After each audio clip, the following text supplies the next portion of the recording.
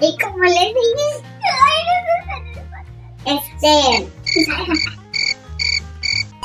Ok, vamos a seguir comiendo.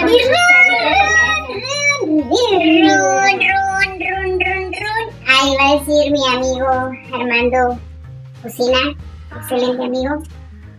Saludos, lo admiro, le doy mi like, me suscribo. Esta es una sabrosura. Les dije que para chuparse los dedos, no sé si bien, esto es delicioso, amigos.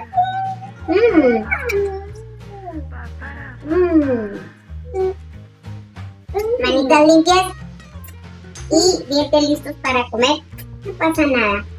Todo es bien delicioso.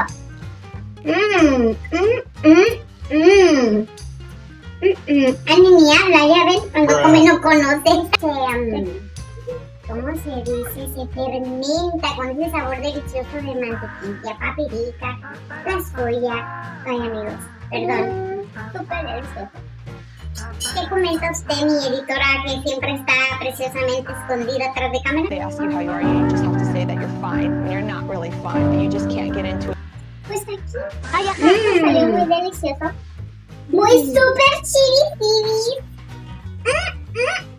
Con limoncito, salsita. No sé, después. ¡Ave María Purísima! Y te caí más cosas. A disfrutar. Suscríbanse, mi gente bonita. Los espero en mi canal. Denme su like. ¡Sonrían!